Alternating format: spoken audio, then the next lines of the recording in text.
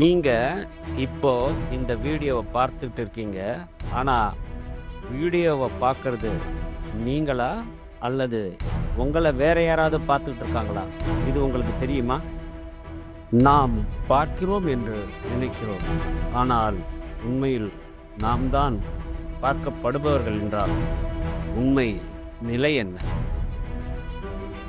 அது மட்டும் இல்ல. இப்போ ஒரு கேள்வி வருது. இப்போ நம்ம பார்க்குற இந்த உலகம் உண்மையா? அல்லது நம்ம மனசு உருவாக்குற ஒரு மாயையா? கள் மற்றும் ஞானிகள் பொதுவாக சொல்வது, பார்ப்பவர், பார்க்கப்படுபவர். இத கொஞ்சம் சுலபமா புரிஞ்சுக்கணும் அப்படின்னா, நம் உடலின் நிழல் நம்மோடு எப்போதும் இருக்கிறதா? அல்லது வெளிச்சத்தில் நம் நிழலை நாம் பார்க்கிறோம். வெளிச்சத்துக்கு தகுந்தாற்போல் நமக்கு முன்போ, நமக்கு பின்போ, நமக்கு இடம் வலமோ அந்த நிழலை பார்க்கிறோம். ஆனால் வெளிச்சம் இல்லாதபோது அந்த நிழல் நம்முடன் இருக்கிறதா? இல்லையா? வெளிச்சத்தில் தெரியும் நிழல் மற்ற நேரங்களில் தெரியாமல் போவதன் காரணம் என்ன? எனில் நிழல் நம்மோடு இல்லை என்ற அர்த்தமா? நம் உடலுக்கு நிழல் இல்லை என்ற அர்த்தமா? தன்னை அறிய தனக்கொரு கேடில்லை.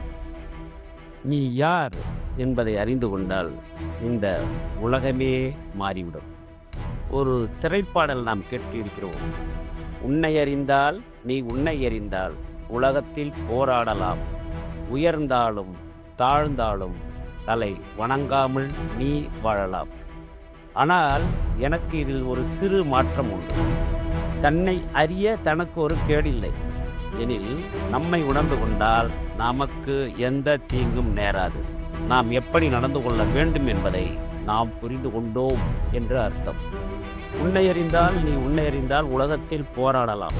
தன்னை அறியும் ஒருவன், தன்னை அறிந்த ஒருவன் இந்த உலகத்தில் போராட வேண்டிய அவசியம் இருக்காது என்று நான் கருதுகிறேன். மேலும் உயர்வு தாழ்வு என்ற நிலை அவன் மனதுக்கு திரைப்பாடல் மிக நல்ல பாடலாக இருந்த போதிலும் இந்த கருத்தோடு எனக்கு சிறு மாறுபாடு உண்டு.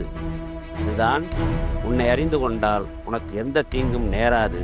உன்னை அறிந்து கொண்டால் உனக்கு ஏற்றத்தாழ்வும் கிடையாது. மேலும் இப்படி சிந்திக்க வைக்கும் வீடியோக்களுக்கு எங்களை தொடருங்கள்.